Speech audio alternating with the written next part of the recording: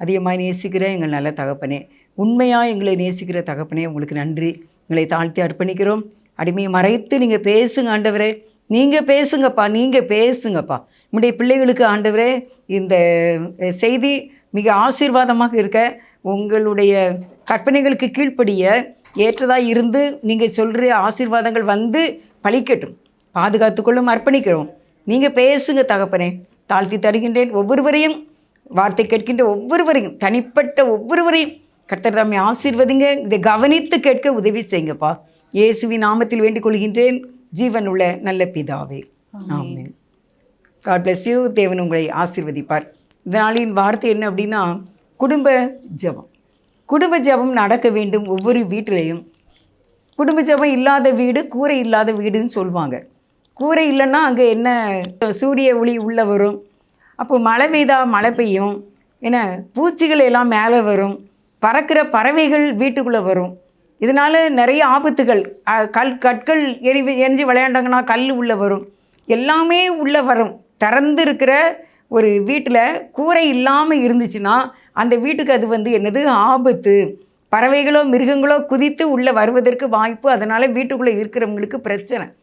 அதனால தான் குடும்ப ஜெபம் கண்டிப்பாக இருக்க வேண்டும். குடும்ப ஜெபம் இருக்கிற வீடு கூரை உள்ள வீடு, அது பாதுகாப்பான வீடு என்று சொல்லி உங்களுக்கு இன்றைக்கு சொல்ல இருக்கின்றேன் தேவனுடைய கிருபையினால். அப்போஸ்தலர் நடபடிகள் 10வது அதிகாரம் 1வது வசனம் வாசிப்போம். இத்தாலியா பட்டாளம் எண்ணப்பட்ட பட்டாளத்திலே 100க்கு அதிபதியாகிய கொர்நேலியு என்னும் பேர் கொண்ட ஒரு மனுஷன் செசரியா பட்டணத்திலே இருந்தான். அவன் தேவ பக்தியுள்ளவனும் தன் வீட்டார் அனைவரோடும் தேவனுக்கு பயந்தவனுமாயிருந்து ஜனங்களுக்கு மிகுந்த தர்மங்களை செய்து எப்பொழுதும் தேவனை நோக்கி ஜெபம் பண்ணி கொண்டிருந்தான். தலைப்பு குடும்ப ஜெபம் அவசியம். அந்த தலைப்பின்களாக உங்களுக்கு இந்த செய்தியை கொடுக்கின்றேன். கொர்நேலியு என்னும் இத்தாலியா பட்டணத்திலே கொர்நேலியு என்று ஒருவர் இருந்தார். உங்களுக்கு தெரியும். அவர் எத்தனை பேருக்கு அதிபதியா? 100 பேருக்கு அதிபதியாக, 100 பேருக்கு தலைவனாக அவர் இருக்கின்றார். ஆனால் அவர் அவ்வளோ பெரிய ஒரு அதிகாரியாக அவர் இருந்தாலும் அவர்கிட்ட உள்ள ஒரு குணம் என்ன இருந்துச்சு அப்படின்னா, தேவ பக்தியும் தன் வீட்டார் அனைவரோடும் தேவனுக்கு பயந்தவருமாய் இருந்தான். அப்படியானால் அவன் குடும்பமாக கர்த்தரை அவர்கள் சேவித்தார்கள். அந்த குடும்பமாக சேவிக்கிறதுனால அவன் அன்னைக்கு ஜெபம் பண்ணி கொண்டு இருந்தானா. நடவடிக்கைகள் 10வது அதிகாரம் 3வது வசனம். பகலில் ஏறக்குறைய 9ஆம் மணி நேரத்திலே தேவனுடைய தூதன் தன்னிடத்தில் வரவும் கொர்நேலியு என்று அழைக்கவும் பிரத்யட்சமாய் தரிசனம் கண்டு. இப்போ பகலில் ஏறக்குறைய 9ஆம் மணி நேரத்தில் அவர் ஜெபம் பண்ணி கொண்டு இருக்கும்போது கொர்நேலியு என்று கூப்பிடக்கூடிய பிரத்யட்சமாய் ஒரு தேவதூதன் அங்கே நின்றான். ஆனால் நம்ம 2வது வசனத்தில் பார்க்குறோம், அவர் வீட்டார் அனைவரோடும் கூட. அப்போ இன்றைக்கு குடும்ப ஜெபம் நம்ம பகலில் நீங்கள் எந்த அளவுக்கு செய்ய முடியுதா? ஏன்னா காலையிலேயே வேலைக்கு போகிறவங்க இருக்காங்க, பிள்ளைகள் அதுக்கு பிறகு ஸ்கூலுக்கு போவங்க இருப்பாங்க, தனித்தனியாக ஜெபம் பண்ணிக்கிடலாம். ஆனால் இரவில் கண்டிப்பாக தூங்குவதற்கு முன்பாக ஒவ்வொரு வீடுகளிலேயும் குடும்ப ஜெபம் செய்ய வேண்டும்.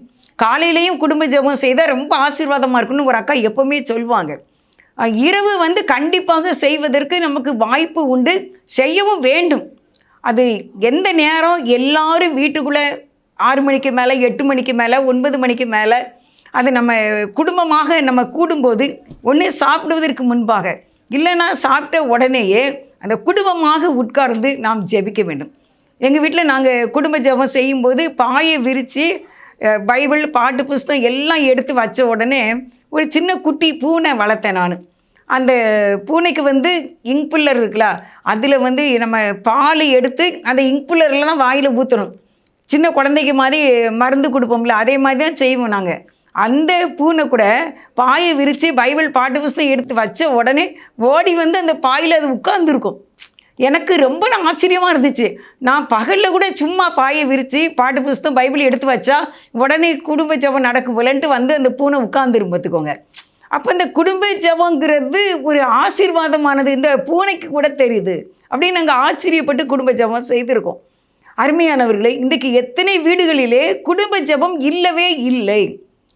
அந்த வீட்டுக்கு குடும்ப ஜெபம் எப்படி செய்யணும், குடும்ப ஜெபம் நடந்தால் நமக்கு என்ன பாதுகாப்பு அப்படின்னா, நீங்கள் உங்களுடைய வாழ்க்கையில் உங்களுடைய மனைவியாக, உங்களுடைய பிள்ளைகளாக, உங்களுடைய கணவனாக மாறுவதற்கு நிறைய வாய்ப்புகள் இருக்கின்றது. என்ன பார்க்குறோம்? நன்றி செலுத்தும் நேரம். குடும்ப ஜெபம் அனைவரும் இருந்து அந்த ஜெபம் செய்கிறது ஃபஸ்ட்டு வந்து நன்றி செலுத்த வேண்டும். ஆண்டவரே, இந்த நாள் வரைக்கும், இன்றைக்கு காலையிலிருந்து இது வரைக்கும் மாத்திரமல்ல, நாங்கள் பிறந்த நாள்லேருந்து இது நாள் வரைக்கும் எங்களையும் எங்கள் பிள்ளைகளையும் நீர் பத்திரமாக நீர் பாதுகாத்ததற்காக உங்களுக்கு நாங்கள் நன்றி சொல்லுகிறோம் என்று சொல்லி அந்த குடும்ப ஜெபத்திலே ஃபஸ்ட்டு வந்து கர்த்தருக்கு நாம் நன்றி செலுத்த வேண்டும். அப்பொழுது கர்த்தர் நம்மை ஆசீர்வதிப்பார். எல்லாவற்றையும் தெரியப்படுத்தக்கூடிய, தேவனுக்கு தெரியப்படுத்தக்கூடிய நேரம் குடும்ப ஜெப நேரம். ஃபஸ்ட்டு பாயிண்டாக பாவரிக்கை செய்யணும்னு நான் எடுத்திருக்கேன். எல்லாரும் கூடி உட்கார்ந்து ஜெபிக்க ஆரம்பிக்கிறதுக்கு முன்னால் நம்ம கர்த்தரிடத்திலே, ஆண்டவரே, எங்களுடைய குறைகள், குற்றங்கள், எங்களுடைய பாவங்கள் இந்த நிமிஷம் வரைக்கும் என்ன குற்றம் நாங்கள் செய்திருந்தாலும் நீங்கள் மன்னிச்சிருங்க. இது பழைய கணக்கு. இந்த பழைய கணக்கை அழிச்சிருங்க. இன்றையில் இருந்து எங்களுக்கு புண்ணிய கணக்கில் எங்களுடைய வரவுகள் இருக்கட்டும். ஏன்னா எங்களுக்கு இந்த கிறிஸ்தவ வாழ்க்கையில் எங்களுக்கு லாபம்தான், நஷ்டமே கிடையவே கிடையாது. ஒரு சகோதரி எப்பவும் சொல்லுவாங்க, கிறிஸ்தவ வாழ்க்கை லாபம்தான், நஷ்டமே கிடையாது. அதனால் அருமையானவர்களே, இந்த குடும்ப ஜெபம் மிக அவசியம் என்பதை உங்களுக்கு நான் சொல்லுகின்றேன். இன்று நான் வந்து எப்படி பாவரிக்கை செய்யணும்? இன்றைக்கி நான் கோபப்பட்டேனா, இன்றைக்கி நான் எரிச்சலாக இருந்தேனா, வீட்டில் இல்லை வெளியே நான் போகிற இடத்துல டிராஃபிக்கில் இருந்தேனா, எங்கே போனேன், எங்கே வந்தேன், இன்றைக்கி நான் செய்தது எல்லாம் சரியான காரியமாக செய்தேனா என்று நம்ம எல்லாருமே சின்ன பிள்ளைகள் கொண்டு தேவ சமூகத்தில் நம்மளை தாழ்த்தி ஒரு பாவரிக்கை செய்து ஜெபிக்க வேண்டும். இன்றைக்கி நம்ம சண்டே ஞாயிற்றுக்கிழமை என்றால் நம்ம எல்லாரும் ஆலயத்துக்கு போனோமா? சில பேர் ஒரு சின்ன பலவீனன்னா கூட என்ன செய்ய மாட்டாங்க, சர்ச்சுக்கு போக மாட்டாங்க. லேசாக காய்ச்சல் அடிக்க போக மாட்டாங்க, கால் வலிக்குன்னு அன்னைக்கு போக மாட்டாங்க. அப்படிலாம் இருக்கவே கூடாது. கால்வலி சுகமாக தானே ஆலயத்துக்கு போகிறோம். பலவீனம் வரும்போது எதுக்கு ஆலயத்துக்கு போகிறோம்னா, பலவீனம் நீங்குவதற்கு ஆலயத்துக்கு போகிறோம். நீங்கள் சூம்பின கையுடைய ஒரு மனசனை பற்றி நீங்கள் வேதத்தில் பார்த்துருப்பீங்க. அவர் என்ன அப்படின்னா, அவர் ப்ரேயர் மீட்டிங், ஒரு வீட்டில் ப்ரேயர் மீட்டிங், காட்டேஜ் மீட்டிங், அந்த மீட்டிங்கில் அந்த சூம்பின கையுடையவன் அங்கே இருக்கின்றான். அவன் எனக்கு சுகமாகணும்னு கேட்கவே இல்லை. ஏசப்பாவுக்கு தெரியும் எல்லாரையும் குணமாக்கிட்டு தான் இருக்காங்க. ஆனால் அவன் ஏசப்பாவுடைய உபதேசத்தை கேட்க வந்தான். ஆனால் தேவன் ஏசப்பா அவனை பார்த்து அவனை நடுவில் எழுந்து நில்லு அப்படின்னு சொன்னார். எழுப்பி விட்ட உடனே கர்த்தர் அவனை சொன்னார், உன் கையை நீட்டு என்றார். அது மறுகை போல சொஸ்தமாயிற்று. ஏனென்றால் அவன் ப்ரேயர் மீட்டிங்கில் இருந்தான். அதுதான் ரீசன். அவன் கேட்கவே இல்லை. நீங்கள் கூட அது மார்க்கில் அதில் வந்து அந்த நான் ரொம்ப ஆச்சரியப்பட்டேன். இந்த சூமின கையுடையவன் வந்து கேட்கவே இல்லையே, என் கையை குணமாக்குங்க ஏசப்பா, இங்கே எவ்வளோ அற்புதம் செய்திருக்குன்னு கேட்கல. அவனுக்கு ஏசப்பா வாயிலிருந்து வருகிற வார்த்தைகள் வந்து ரொம்ப பிடிச்சிருந்துச்சு. மார்க் 3வது அதிகாரம் 1வது வசனம். மறுபடியும் அவர் ஜெபாலயத்தில் பிரவேசித்தார். அங்கே சூம்பின கையுடைய ஒரு மனுஷன் இருந்தான். அவர் ஓய்வு நாளில் அவனை சொஸ்தமாக்கினால் அவர் பேரில் குற்றம் சாட்டலாம் என்று அவர் மேல் நோக்கமாயிருந்தார்கள். அப்பொழுது அவர் சூம்பின கையுடைய மனுஷனை நோக்கி, எழுந்து நடுவே நில் என்று சொல்லி அவர்களை பார்த்து, ஓய்வு நாட்களில் நன்மை செய்வதோ தீமை செய்வதோ, ஜீவனை காப்பதோ அழிப்பதோ எது நியாயம் என்றார். அதற்கு அவர்கள் பேசாமல் இருந்தார்கள். அவர்களுடைய இருதய கடினத்து நிமித்தம் அவர் விசனப்பட்டு கோபத்துடனே சுற்றிலும் இருந்தவர்களை பார்த்து அந்த மனுஷனை நோக்கி உன் கையை நீட்டு என்றார். அவன் நீட்டினான். அவன் கை மறு கையை போல சொஸ்தமாயிற்று. பார்த்தீங்களா? உன் கையை நீட்டு என்றார். எழுப்பி விட்டு செய்கிறார். உன் கையை நீட்டு என்றார். அது மறு கையை போல சொஸ்தமாயிற்று. சூம்பின கையை விடவன், இதுக்கு கீழே கை இல்லை, சூம்பி போய் இருக்கு. நீட்டுன உடனே இந்த கை மாதிரி இந்த கை ஆயிட்டு, 2 கை ஆயிட்டு. அல்லேலுயா. பார்த்தீங்களா? எதுக்கு தெரியுமா? அவன் ப்ரேயர் மீட்டிங் வந்திருந்தான். அப்போது நான் என்ன சொல்கிறேன் அப்படின்னா, நீங்கள் பலவீனமாக இருக்கும்போது நீங்கள் ஆலயத்துக்கு வர வேண்டும். ஆலயம்தான் சொஸ்தமாக்கக்கூடிய இடம். அவன் தேவ ஆலயத்துக்கு போயிருந்தான். இப்படி எனக்கு கை இப்படி இருக்க அப்படின்னு சோர்ந்து போய் இருக்கலை. இன்றைக்கு நம்ம பலவீனம் என்று சொல்லி நீங்கள் வீட்டில் இருக்கக்கூடாது, சண்டே சர்வீஸ் போகணும். அது போகவில்லை என்றால் அன்றைக்கு நீங்கள் அதை மன்னிப்பு கேட்க வேண்டும். நான் ஆலயத்துக்கு போகல, ஏதோ ஒரு ரீசனை லேசாக மழை பெய்திருக்கும், லேசாக தான் தூத்தல் வந்திருக்கும், போகிறது கிடையாது சர்ச்சுக்கு. ஆனால் ஒரு கல்யாண வீட்டுக்கு சொல்லுங்கள், எப்படியாவது கொடையை பிடிச்சி போயிடுவாங்க, ஒரு ஆட்டோ இப்படி ஏற்பாடு பண்ணி போயிடுவாங்க. ஆனால் லேசாக தூத்தல் விழுந்துட்டு அந்த மழையின் காரணமாக ஆலயத்துக்கு போகாத நாட்கள் உண்டு. சண்டே சர்வீஸ் அற்பமாக எண்ணவே கூடாது. எத்தனை சர்வீஸ் வைக்காங்க, நீங்கள் கண்டிப்பாக போகணும். அப்படி போகவில்லை என்றால் தேவனிடத்தில் அதை நாம் மன்னிப்பு கேட்க வேண்டும். கண்டிப்பாக நான் போகல, இந்த தடவை நான் போகல, இன்றைக்கி நான் போகல, சாரின்னு மன்னிச்சிக்கோங்க. ஒரு கல்யாண வீட்டுக்கு போகிறதா கூட நீங்கள் நேரத்தோடு போனால் கூட அந்த ஊரில் எங்கேயாவது ஆலயம் இருக்கான்னு போய் நீங்கள் ஜெபமிட்டு வந்துடணும். நாங்கள் 2-3 வருஷத்துக்கு முன்னால் எங்கள் சொந்தக்காரங்க ஒருத்தங்க இறந்துட்டாங்க. அப்போ நாங்கள் ரொம்ப காலையிலேயே போக வேண்டியதாயிட்டு அந்த ஊருக்கு. அடக்கத்துக்கு முன்னால் நாங்கள் போயிடணும் அப்படின்ட்டு ரொம்ப காலையிலேயே நாங்கள் போயிட்டோம். ஆனால் போய் கொஞ்சம் அடக்கம் எடுக்க தாமதமான போது, அன்றைக்கி அது சண்டே, அன்றைக்கி ஞாயிற்றுக்கிழமை, அதனால் நாங்கள் பக்கத்து ஊரில் ஆலயம் இருக்கான்னு போய் அங்கே ஒரு ஆலயம் இருந்துச்சு, திறந்துருந்தது அந்த ஆலயத்தில். அங்கே போய் நாங்கள் ப்ரேயர் பண்ணிவிட்டு ஏசப்பாவுக்கு நன்றி சொல்லிவிட்டு அந்த சண்டே சர்வீஸ் இன்றைக்கி நாங்கள் இது நாங்கள் செய்துட்டோப்பா, உங்களுக்கு ரொம்ப நன்றி, இந்த ஆலயம் திறந்துருந்தது, அங்கே போய் நாங்கள் ஆலயத்திலே ஜெபம் பண்ணி வந்தோம். அப்படி நீங்கள் கல்யாண வீட்டுக்கு போயிருக்கீங்க, அது ஒரு இந்து கல்யாணமாக இருக்கலாம், நம்ம கண்டிப்பாக போக வேண்டிய நம்ம குடும்பத்தாராக இருக்கலாம். போனீங்கன்னாலும் நீங்கள் எங்கேயாவது ஆலயம் இருக்கா என்றால் இந்த சண்டே நீங்கள் ஆலயத்தில் போய் ஜெபம் பண்ணிட்டு வந்துடணும். கர்த்தர் அதை பார்க்கிறார். என்னை கனம் பண்ணினால் உன்னை நான் கனம் பண்ணுவேன், நீ கனம் பண்ணவில்லை என்றால் கனம் ஈனப்படுவாய் என்று வேதம் சொல்லுகிறது. சண்டே சர்வீஸ் ரொம்ப முக்கியம். அடுத்த செகண்ட் பாயிண்ட் என்ன சொல்கிறேன் அப்படி, சங்கீதம் 150:5, ஓசையுள்ள கைத்தாளங்களோடு அவரை துதியுங்கள், பேரோசையுள்ள கைத்தாளங்களோடும் அவரை துதியுங்கள். அடுத்து வந்து இந்த குடும்ப ஜெபத்தில் பாவரிக்கை பண்ணணும். 2வது பாயிண்ட் வந்து என்ன எழுதியிருக்கேன் அப்படின்னா, பாடல் பாட வேண்டும். அது எப்படியா, கைத்தாளங்களோடும் பேரோசையுள்ள, அதாவது இப்படி தட்டணும், பேரோசையுள்ள கைத்தாளங்களோடும் அவரை துதியுங்கள். அப்படி துதிக்கும் போது பிசாசு அங்கே இருக்க மாட்டான். ஒரு வீட்டில் நீங்கள் 5 பேர் இருப்பீங்க, 6 பேர் இருப்பீங்க, 10 பேர் இருப்பீங்க, 4 பேர் இருப்பீங்க, உங்கள் பிள்ளைகள், கணவன், மனைவி, இல்லை உங்களுக்கு ஒரு பையன் ஒரு பொண்ணுன்னா நீங்கள் இருப்பீங்க. நீங்கள் எத்தனை பேர் இருந்தாலும், இல்லை உங்கள் மாமியார் இருப்பாங்க, உங்கள் தாத்தா பாட்டி இருப்பாங்க, எத்தனை பேர் இருந்தாலும் நீங்கள் ஓசையுள்ள பேரோசையுள்ள கைத்தாளத்தோடு அவரை துதிக்க வேண்டும். பாடும்போது அங்கே சாத்தான் இருக்க மாட்டான், அந்த நோய்கள் ஓடிவிடும், இருள் அங்கே இருக்காது. குடும்ப ஜெபம் ஜாக்கிரதை. அங்கே பாவரிக்கை பண்ண வேண்டும். 2வதாக பேரோசை உள்ள கைத்தாளங்களோடு நாம் அவரை துதிக்க வேண்டும்.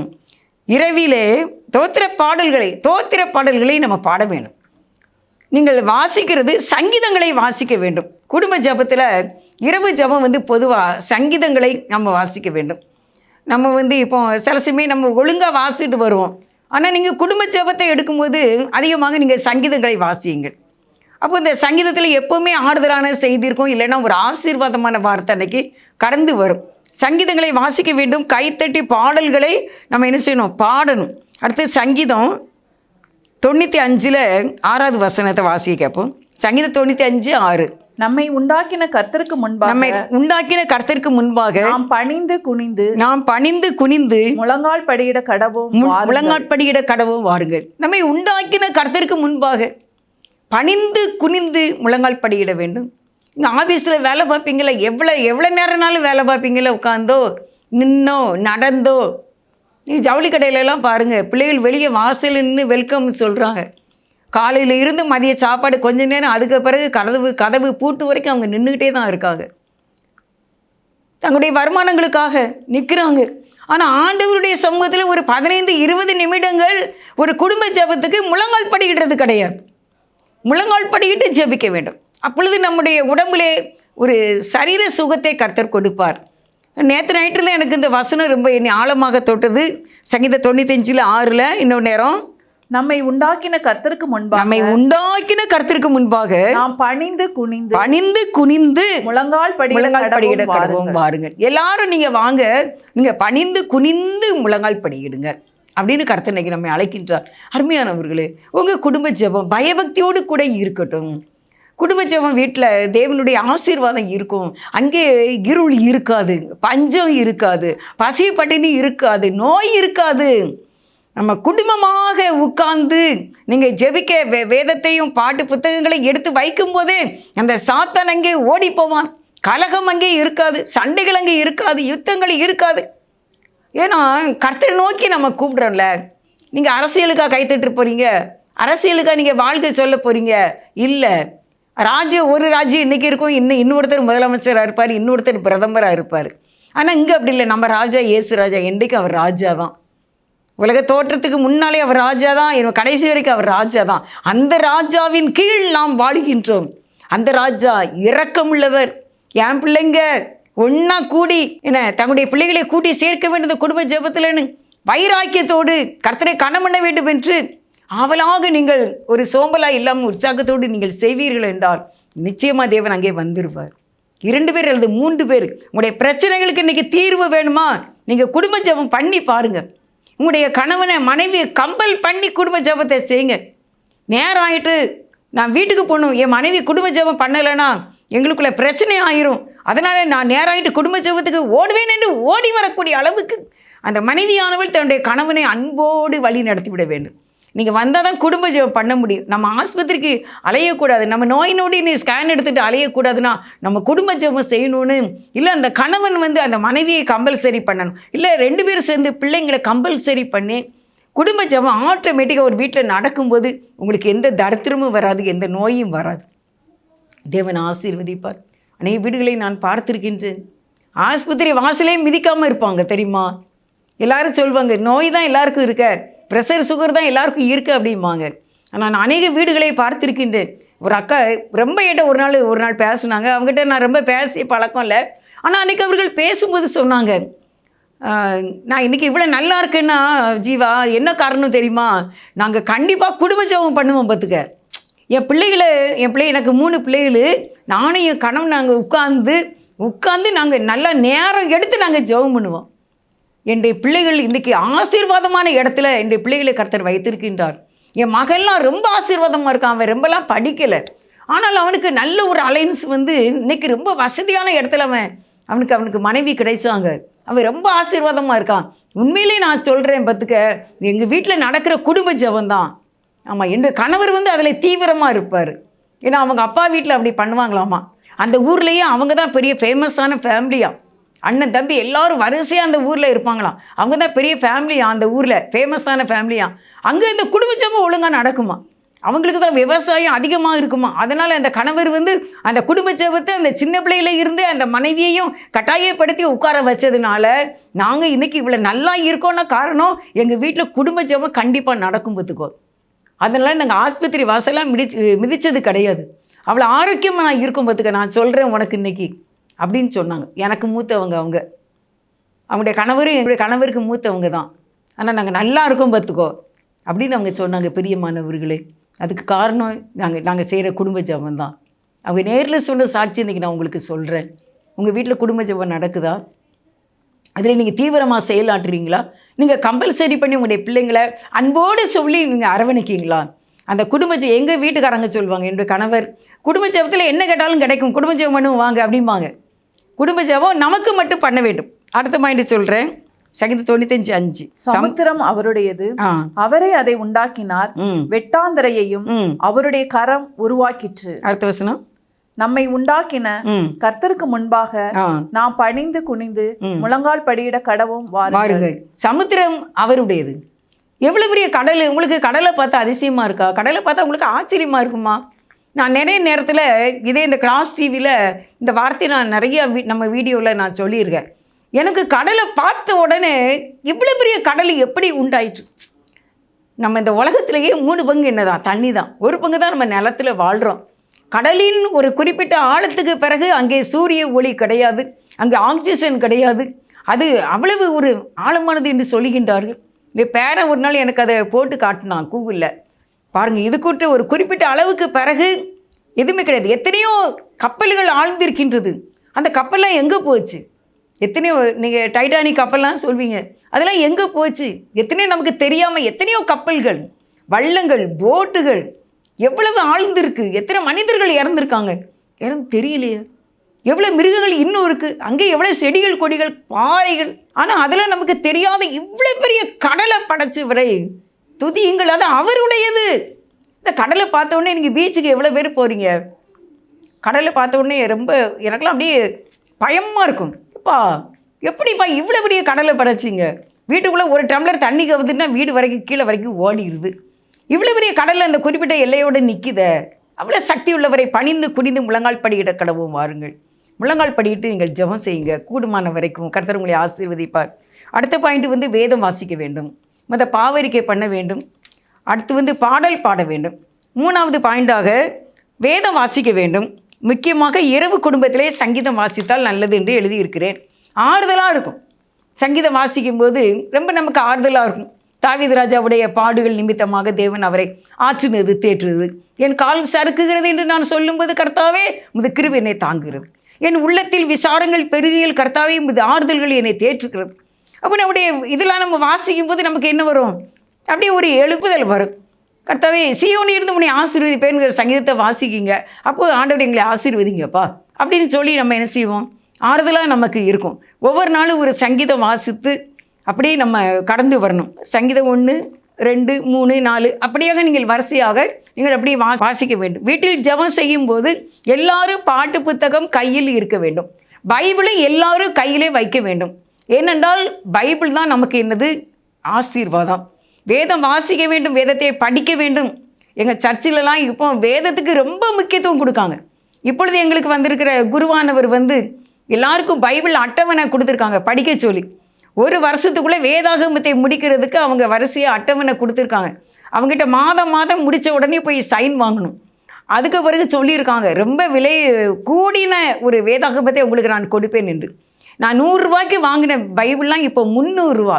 இன்னும் வரும் காலத்தில் பேப்பர்லாம் விலை கூடியிருக்கு. எப்படி நூல் விலை கூடுனதுனால துணிமணிகளுக்கு விலை கூடியிருக்கும். ஒரு ஷர்ட்டு 2000 3000, ஒரு மீட்டர் 50 ரூபாய்க்கு எடுத்த சட்டை 100 ரூபாய்க்கு ஒரு சட்டை எடுத்துடலாம். இப்போ 2000 3000 எடுக்காங்க. ஏன்னா நூல் விலை கூடிட்டாமா. அதே போல் பேப்பர் விலை கூடும்போது உங்களுக்கு வேதாகமத்தின் விலைகள் கூடிக்கொண்டே இருக்கும். எங்களுடைய ஆலயத்தில் இப்பொழுது எல்லாரும் இதை வாசிக்க ஆரம்பித்து விட்டார்கள். அட்டவணைப்படி வாசிட்டு எங்கள் ஐயாட்ட சைன் வாங்கணும் போய். மாதம் மாதம் நான் இவ்வளோ வாசித்திருக்கேன் அப்படின்னு. அதனால் எல்லாரும் ஆவலோடு நிறைய கொண்டு அடுக்கி வச்சுருந்தாங்க அந்த அட்டவணை புக்கை. எல்லாம் காலியாயிட்டு எல்லாரும் ஆசையோடு வாசிக்கின்றார்கள். இலவசமாக கொடுக்கப்படுகின்றது இந்த காலத்தில். இன்னும் அது கிடைக்குமா கிடைக்காதா தெரியாது. பிரிண்டில் நமக்கு இருக்குமா இருக்கா தெரியாது. அதனால் பைபிளை எல்லாரும் கையில் வைத்து படிக்க வேண்டும். எல்லாருக்கும் பிள்ளைகளுக்கு வேதம் தெரிய வேண்டும். எந்த வசனத்தை கேட்டாலும் சொல்ல வேண்டும். ஜெபம் செய்ய எல்லாரும் பாட்டு புத்தகம் கையில் வைத்திருக்க வேண்டும். கர்த்தரை அது கனம் பண்ணுறது கிடையாது. கனம் பண்ணுகிறவனே கர்த்தர் கனம் பண்ணுவார், மறந்துடாதீங்க. நீங்கள் எப்போல்லாம் கர்த்தரை கனம் பண்ணிடுங்களோ அப்போல்லாம் நம்மளை அவர் கனம் பண்ண வச்சிருவார். 4 பேர் பார்த்து சல்யூட் அடிக்கிற மாதிரி வச்சுருவார்.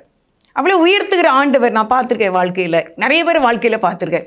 எந்த அளவுக்கு கர்த்தருக்கு பயப்படுறாங்களோ அந்த அளவுக்கு அவங்க வாழ்க்கை ஆசீர்வாதமாக இருக்காங்க.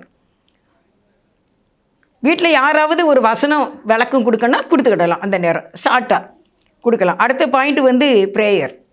4வது காரியமாக நான் ப்ரேயர் சொல்கிறேன். ஜெபம். ஜெபத்தில் வீட்டில் உள்ளவங்களுக்கு மாத்திரம் ஜெபம் செய்ய வேண்டும். இப்போ கணவன் ஜெபம் பண்ணால் தன்னுடைய மனைவி, தன்னுடைய பிள்ளைகள், தன்னுடைய மக்கள், மருமக்கள், பேரன் பேத்தி, பூட்டன் பூட்டி அப்படி பண்ணணும். எங்கள் வீட்டில் நாங்கள் முன்னால் குடும்ப ஜெபம் பண்ணும்போது என்னுடைய ஒரு மகன் ரொம்ப சின்ன பையன், 4ஆம் கிளாஸ் 5ஆம் கிளாஸ் எப்படி படிக்கிற நேரம் பார்த்துக்கோங்க. அப்போ எல்லோரும் முழங்கால நிற்போம். இந்த பையன் வீட்டுக்கு ஜெபம் பண்ணிட்டு அமெரிக்கா, ஆப்பிரிக்கா, இங்கிலாந்து, ஜப்பான் இப்படி எல்லா இதுக்கும் ஜெபம் பண்ணுவான். அதுக்குள்ளே அதை விட குட்டி பையன் இருப்பான், அவன் தூங்கிடுவான் பார்த்துக்கோங்க. அப்படி குப்புறப்படுத்தாக்களே தூங்கிடுவான். அப்புறம் தான் ஒரு நாள் எங்கள் கணவர் சொன்னாங்க, என்னோடய ஹஸ்பண்டு, தம்பி நீ தனி ஜெபத்தில் தேசத்துக்காக உலகத்துக்காக பண்ணு. இன்றைக்கி நம்ம குடும்ப ஜெபத்தில் நம்ம வீட்டுக்கு தான் பண்ணணும். டேடிக்கு, மம்மிக்கு, அண்ணனுக்கு, தம்பிக்கு தான் நம்ம பண்ணணும். என்ன அதனால் நீ நம்ம வீட்டுக்கு மட்டும் ஜெபம் பண்ணு. நம்ம கடை நல்லா இருக்கணும், நம்ம தொழில் நல்லா இருக்கணும், நம்ம வேலை மேலே மாடி கட்டணும், நீங்கள் நல்லா எல்லோரும் படிக்கணும், நல்ல வேலை கிடைக்கணும், அப்படி தான் ஜெபம் பண்ணணும். நல்லா சுகமாக தீர்க்க ஆயுசோடு இருக்கணும்னு தான் ஜெபம் பண்ணணும். சரியா? அதனால் இந்த தேசத்துக்காக ஜெபம் பண்ணுறதை குடும்ப ஜெபத்தில் பண்ணாதான் நீ தனியாக பண்ணிக்கோ அப்படின்னாங்க. அதுலேருந்து எனக்கு அது நல்லா இருந்துச்சு. ஏன்னா நம்ம ஒரு குறிப்பிட்ட நேரத்துக்குள்ளாக அதை முடிச்சிடும். இப்போ உங்கள் வீட்டில் ஒரு 6 வயசு 10 வயசு பையன் இருக்கான், பொண்ணு இருக்குது. அதுக்கு தேசத்தெல்லாம் இப்படி ஜெபிக்க என்ன தெரியும்? நம்ம யாருக்காக எப்படி ஜெபிக்கணும்? நம்ம அண்ணன் தம்பி அக்கா தங்கச்சி பாசமாக இருக்கணும், நம்ம மம்மி டேடி சந்தோஷமாக இருக்கணும், அவங்களுக்கு நல்ல சுகம் இருக்கணும், அவங்க நம்ம கடை வச்சுருக்கோமா, நம்ம வருமானம் ஆசீர்வாதமாக இருக்கணும், நம்ம எல்லாரும் சந்தோஷமாக இருக்கணும், நோயே வரக்கூடாது. இப்படியாக வீட்டுக்குள்ளே நீங்கள் ஜெபம் பண்ணணும். வீண் பிரச்சனையே வரக்கூடாது. அடுத்த வீடு ஏற்ற வீடு சண்டை காடையே வரக்கூடாது. என்ன நாங்கள் வீடு, கோயில், எங்கள் ஆஃபீஸு, எங்கள் தொழிலு தான் நாங்கள் இருக்கணும். எங்கள் சொந்தக்காரங்க ஃபங்க்ஷன் நாங்கள் சந்தோஷமாக கலந்துக்கிடுவோம். இப்படியான ஒரு நல்ல லாபமான வாழ்க்கை கிறிஸ்தவ வாழ்க்கை. அந்த வாழ்க்கையிலே அந்த குடும்ப ஜெபத்திலே என்ன செய்யணும்? நமக்காக மட்டும் ஜெபம் பண்ணணும். நீங்கள் ஆலயத்துக்கு போகும்போது நீங்கள் எல்லாருக்கும் ஜெபம் பண்ணிக்கோங்க. ப்ரேயர் மீட்டிங் எங்கேயாவது அட்டன் பண்ணிங்கன்னா எல்லாருக்கும் ஜெபம் பண்ணிக்கோங்க. வீட்டிலே நம்ம ஜெபம் பண்ணும்போது நம்ம வீட்டுக்கு மட்டும், நம்முடைய தேவைகளுக்கு மட்டும், கடன் இருந்தால் கடனுக்கு அடைச்சி தரணும், நமக்கு வர வேண்டிய பணங்கள் இருந்தால், நமக்கு வர வேண்டிய நிலங்கள், நமக்கு வர வேண்டிய வீடுகள், சொத்து சொகுங்கள் எதை நம்ம இழந்துட்டோமோ அது நமக்கு திருப்பி கிடைக்கணும். இப்படியான காரியங்களுக்காக நம்ம ஜெபிக்க வேண்டும். திருமணத்துக்கு காத்திருந்தாலும் அந்த பிள்ளைகளுக்கு திருமண காரியத்துக்காக, படிக்க வேண்டிய பிள்ளைகளுக்கு படிப்புக்காக, வேலைக்கு காத்திருக்கிற பிள்ளைகளுக்கு நான் வேலைக்காக, அப்படி நம்ம ஃபேமிலிக்கு மாத்திரம்தான் குடும்ப ஜெபம் செய்ய வேண்டும் என்று 4வது பாயிண்டாக நான் சொல்லி இருக்கின்றேன். அந்த நேரம் பார்த்து, ஜெபம் பண்ணி கொண்டு இருக்கிற நேரம் பார்த்து செல்ஃபோனை எடுத்துக்கிட்டு யாராவது வெளியே போகக்கூடாது. ஒன்று ஆஃப் பண்ணிடணும், இல்லை முதலாவதே சைலன்ஸில் போட்டு வச்சிடணும். கர்த்தரை கனம் பண்ண வேண்டும். என்ன, அப்போ குடும்ப ஜெபம் பண்ணும்போது யாராவது இன்னொரு வேலையை செய்யக்கூடாது. அந்த நேரம் கர்த்தருக்காக முக்கியத்துவம் கொடுத்தால் நீங்கள் ஆசீர்வதிக்கப்படுவீர்கள். எல்லாரும் ஒன்று போல் சேர்ந்து எல்லாருக்காகவும் நீங்கள் ஜெபம் பண்ணுங்கள். நீங்கள் அலைந்து திரிவது இல்லை. தேவன் நம்மை ஆசீர்வதிப்பார், நம்மை உயர்த்துவார். யாராவது கதவை திறந்து வந்து தட்டினாலும் இப்போ ஜெபம் நடக்கு. ஒரு அக்கா சொல்லுவாங்க, நான் ஜெபம் பண்ணி கொண்டு இருப்பேன், கதவை தட்டி யார் வந்தாலும் திறக்கவே மாட்டாது, எந்த கொம்பனாக இருந்தாலும் எனக்கு பிரச்சனை இல்லை, நான் பெரிய தகப்புக்கிட்ட ராஜாட்ட பேசிக்கிட்டு இருக்கேன், நான் கதவை திறக்கவே மாட்டேன் அப்படிங்காங்க. நல்லா இருக்காங்க.